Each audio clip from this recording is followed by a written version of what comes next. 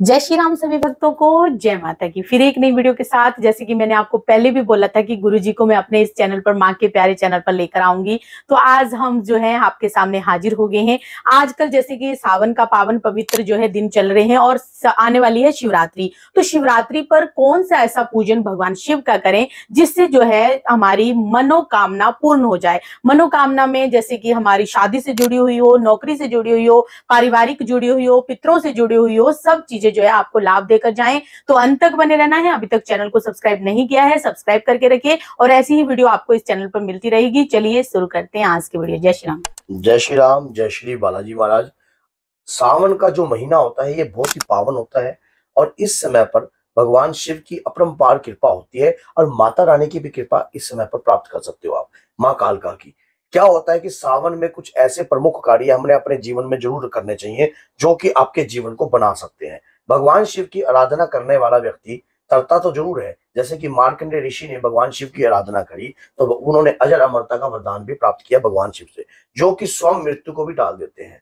इसी प्रकार से आपके जीवन में आने वाले कष्ट, जीवन में होने वाली समस्याएं, जीवन में आने वाली रुकावटें, इन सब की चीजों से आपको छुटकारा प्राप्त हो सकता है सावन के महीने में। सावन के महीने में हर देवी देवता प्रसन्न होते हैं और अगर सावन के महीने में माना जाता है कि अगर भगवान शिव की और माता की पूजा की जाए तो आपके ऊपर हर प्रकार की दुख दरिद्रता का नाश होता है और धन का आगमन होता है और संसारिक सुख भी आपको प्राप्त होते हैं। तो जैसे कि एक लड़की का हमारे पास कॉल आया हुआ था और उन्होंने बोला कि मेरी ना लव मैरिज में दिक्कत आ रही है। तो क्या लव मैरिज वाले व्यक्ति को या लड़कियों को, लड़कों को किस तरीके से भगवान शिव की पूजा करनी चाहिए? ऐसा होता है सावन के अंदर अगर किसी के विवाह में दिक्कत आती है तो उसे 16 जो है 16 सोमवार के व्रत जो है प्रारंभ कर दीजिए। सावन से ही उस व्रत को शुरुआत कर दीजिए।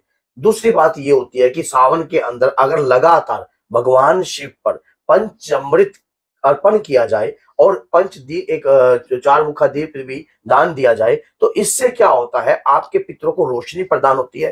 क्योंकि अधिकतर क्या होता है कि हमारे पितरों के ऊपर ना बंधन होता है या हमारे पितरों की सदगति नहीं हुई होती, जिसके कारण जो है हमारे पितृ जो है कहीं ना कहीं हमारे विवाह में, हमारे संतान की प्रक्रिया में या हमारी कामयाबी होने में ये रुकावट डालते हैं। अगर भगवान शिव पर पंचामृत अर्पण कर प्रार्थना की जाए कि हमारे पितरों को तर्पण किया जाए, हमारे पितरों को कृपा प्रदान हो, तो ये समझ लेना इस प्रकार की प्रार्थना से भगवान शिव प्रसन्न होंगे और आपके पितरों को रोशनी भी प्रदान होगी।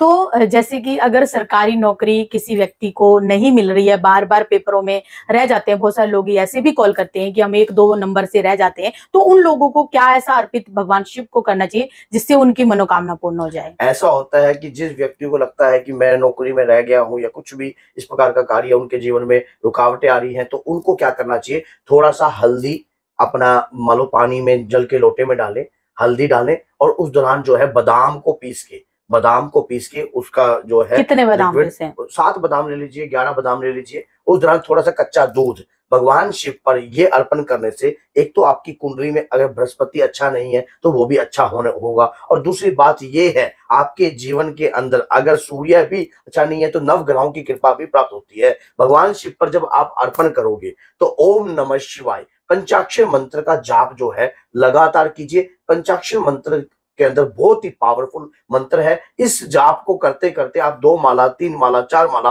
अपने जीवन में अपना सकते हो और भगवान शिव प्रसन्न होकर आपके ऊपर कृपा भी करेंगे और सावन में क्या पता आपका कार्य भी परिपूर्ण हो। तो जिन लोगों के पितर जो है मलिन है, पितर जो है साथ नहीं दे रहे हैं, पितृ दोष जिनके घर में है, उन लोगों को क्या उपाय करना चाहिए? अगर जिनके इस प्रकार के दोष है तो उन्हें दान करना चाहिए।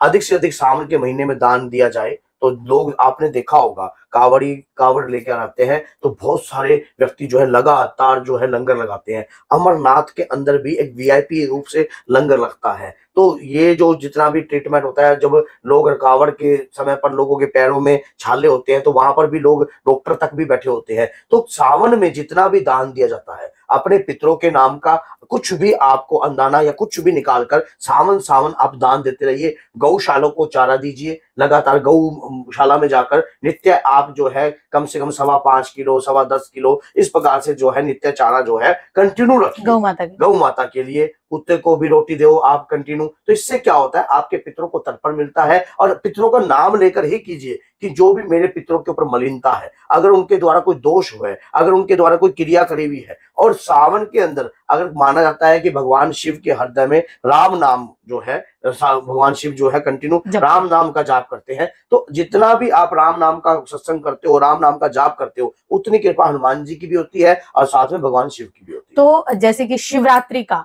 कौन सा ऐसा विशेष उपाय जो है घर गृहस्थी वाले पति पत्नियों को करना चाहिए जिनके रिश्ते मधुर हो जाएं?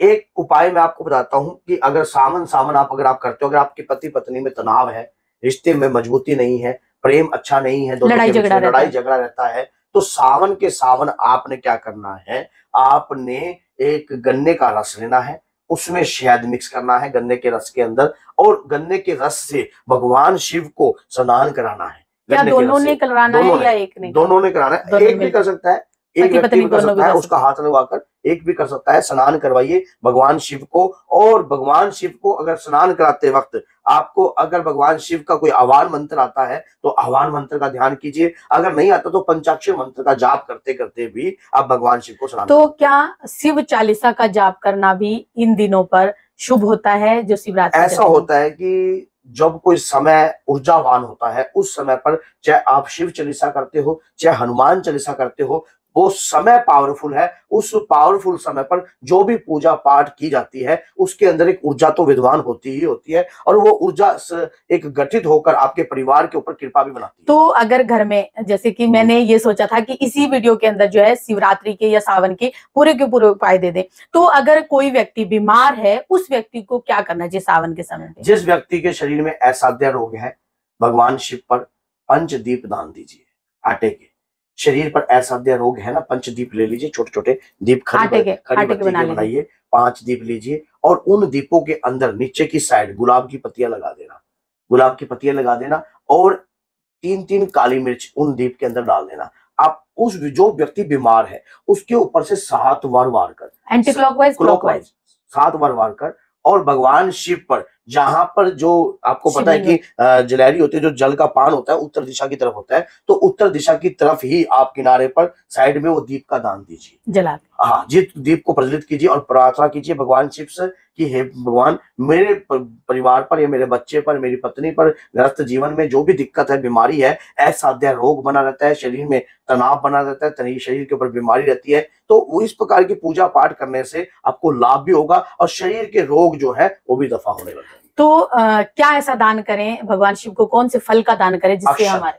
अक्षत का दान जो है सबसे पवित्र माना जाता है। सावन खीर का दान दीजिए, खीर बनाइए, खीर लगाइए, सामक की खीर लगाइए, चावलों की खीर लगाइए, और यहाँ तक कि पेठे की सब्जी और पूरी का दान कीजिए।